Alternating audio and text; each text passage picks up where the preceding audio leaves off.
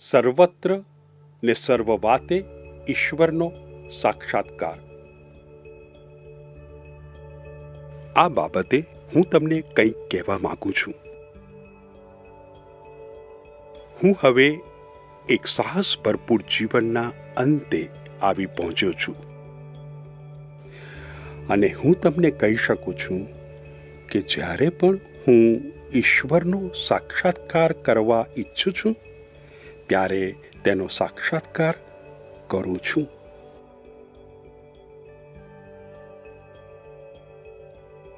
આ કેવી રીતે બન્યું? તમે આ યુવાનને જુઓ છો?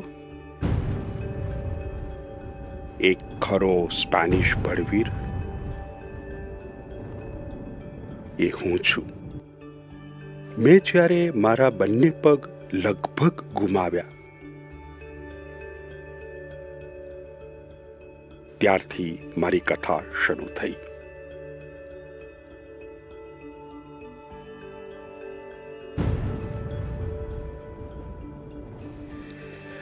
મને પોતાને જ આશ્ચર્ય થાય છે કે ત્યાં યુદ્ધભૂમિ પર જ ઈસુ સાથે મારું પરાક્રમ શરૂ થયું.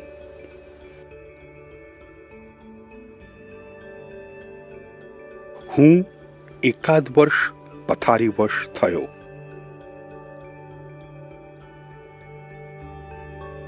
પહેલા તો મારા મનમાં એક જ લગન હતી, જેમ બને તેમ જલ્દી મારું સૈનિક તરીકેનું જીવન પુનઃ શરૂ કરવું.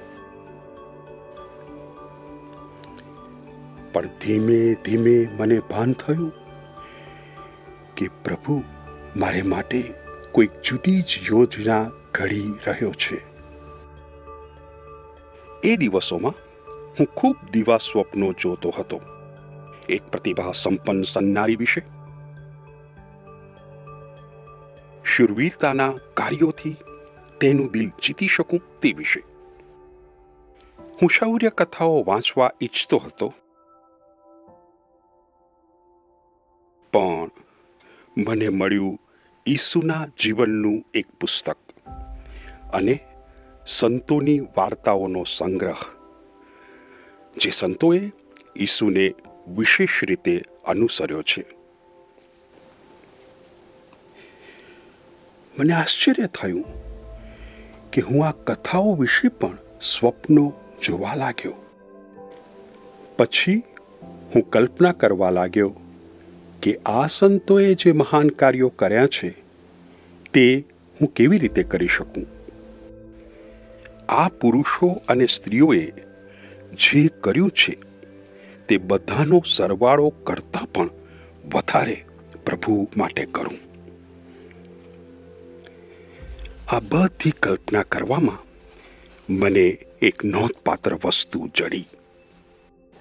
જ્યારે હું એક સૈનિક તરીકે મારો વિચાર કરતો હતો ત્યારે શરૂઆતમાં મને ખૂબ મજા પડતી હતી, પણ પછી હું નીરસ અને ઉદાસ થઈ જતો.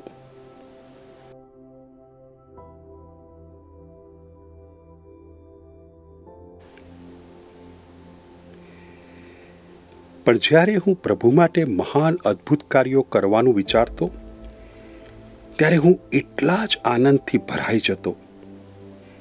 એ વિચારો પડતા મૂક્યા બાદ પણ હું ખુશ અને પ્રસન્ન રહેતો.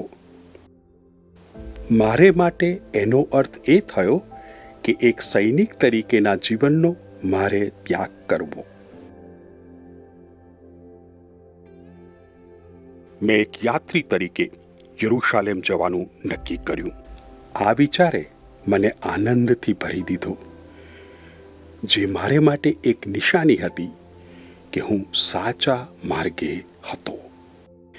હું મારી યાત્રા હજી શરૂ જ કરતો હતો કે મારે એક મુસ્લિમ ભાઈ સાથે વિવાદ થયો.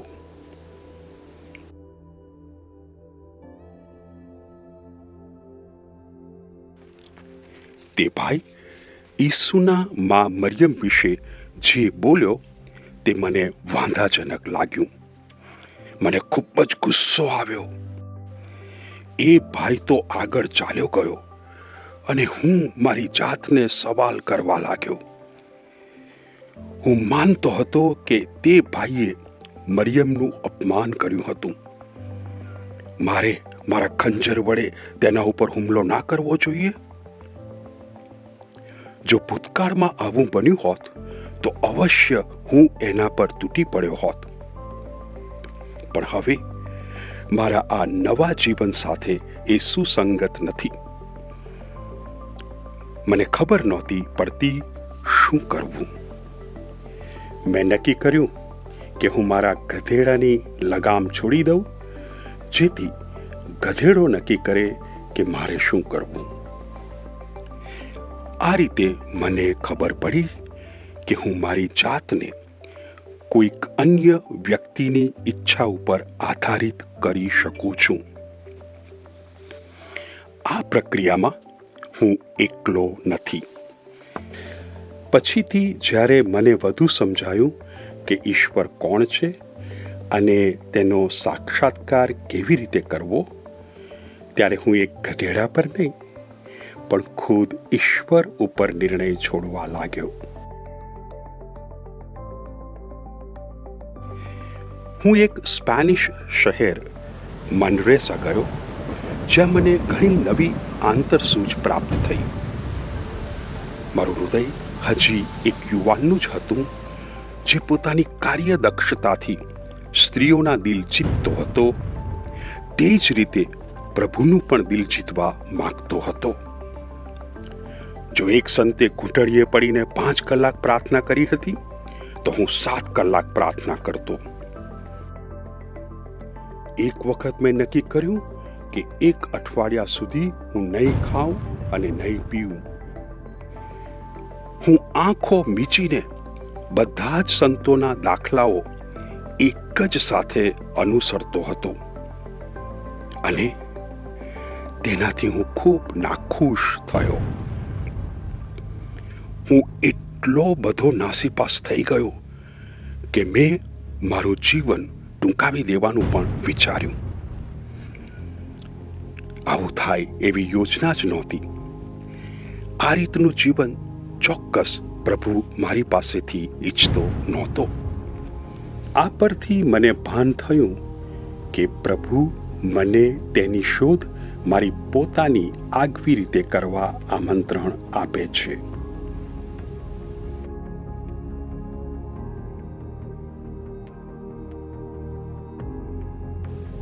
ઈસુના જીવનની કથાઓ પર પ્રાર્થના કરતાં કરતાં દરરોજ એ મિત્રતા વિકસતી ગઈ. આ પ્રક્રિયામાં મારી ઈસુ સાથેની મિત્રતા મને ખૂબ મદદરૂપ હતી.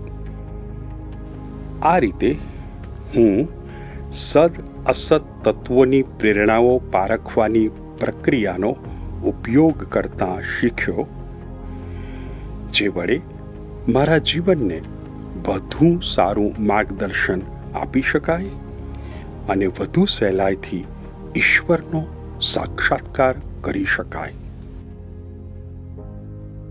આ રીતે હું વિવેક બુદ્ધિનો ઉપયોગ કરતા શીખ્યો કે કેવી રીતે મારા જીવનને વધુ સારું માર્ગદર્શન આપી શકું અને વધુ સહેલાઈથી પ્રભુને પામી શકું. 1 વર્ષ પછી વાણ દ્વારા હું યરુશાલેમ પહોંચ્યો. આખરે ઈસુ જે સ્થળોએ હતા તે સ્થળોના મેં વારંવાર દર્શન કર્યા. આથી વિશેષ મારે જોઈએ પણ શું? મારો મિત્ર ઈસુ જ્યાં વસ્યો એ જગ્યામાં વસવાનું. એણે જે હવા શ્વાસમાં લીધી તે જ હવા શ્વાસમાં લેવાની. ઘરે પાછા ફરતા પહેલા હું ફરી એકવાર જૈતુન પર્વત પર ગયો. આ જગ્યાએથી ઈસુ સ્વર્ગમાં ગયા હતા. ત્યાં ભોમ્યા વિના જવા પર પ્રતિબંધ હતો, એટલે મારે ચોકીદારને લાંચ આપવી પડી.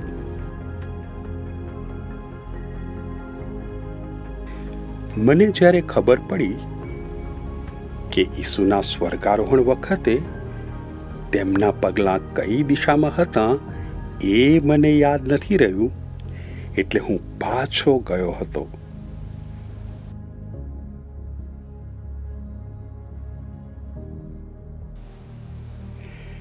મારે ઈસુ વિશે ઝીણામાં ઝીણી વિગત જાણવી હતી. હવે મને સ્પષ્ટ થઈ ગયું કે બધું જ, ખરેખર બધું જ તેની આસપાસ ઘૂમતું હતું.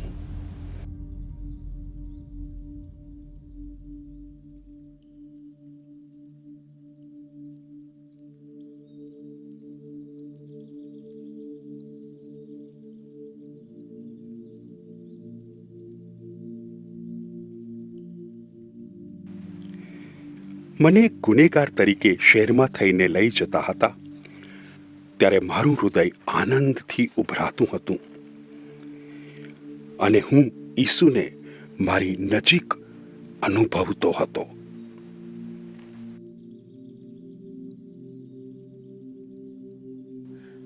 યુરોપ, મારે વતન પાછા આવ્યા બાદ મેં અભ્યાસ શરૂ કર્યો. મને એ ભાન થયું હતું કે પ્રભુને પામવા માત્ર હૃદય જ નહીં, મન પણ કામે લગાડવું પડે. પેરિસમાં હું 6 સહાધ્યાયીઓનો મિત્ર બન્યો, જેમની સાથે પછીથી હું ઈસુ સંઘ સ્થાપીશ. તેઓની સાથે મને નવું જ્ઞાન લાદ્યું કે તમારી જાતને બીજાઓની સેવામાં ધરવાથી તમે પ્રભુને પામી શકો છો.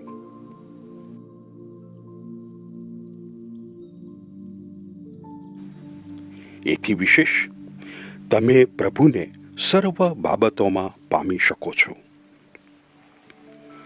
અમે ગરીબોની સંભાળ લીધી અને બીજાઓને તેઓના રોજિંદા જીવનમાં પ્રભુને પામવા માટે મદદ કરી. પેલા તોપના ગોળાએ કેટલી મહાન પ્રક્રિયા શરૂ કરી હતી એ માન્યામાં આવે એવું નથી. એક વીર યોદ્ધો જેણે સંન્યસ્ત સંઘ શરૂ કર્યો. કેવો હૃદય પલટો!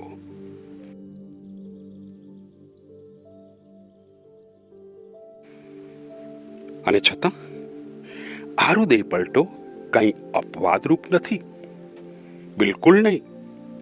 તમે પણ તમારા જીવનમાં તમારી લાગણીઓ દ્વારા પ્રભુના અવાજને પારખી શકો છો.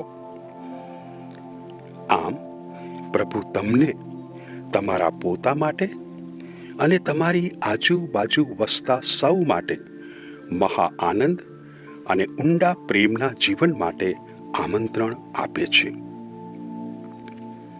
પસંદગી તમારે કરવાની છે કે આને આધારે તમારા નિર્ણયો કરવા છે કે કેમ.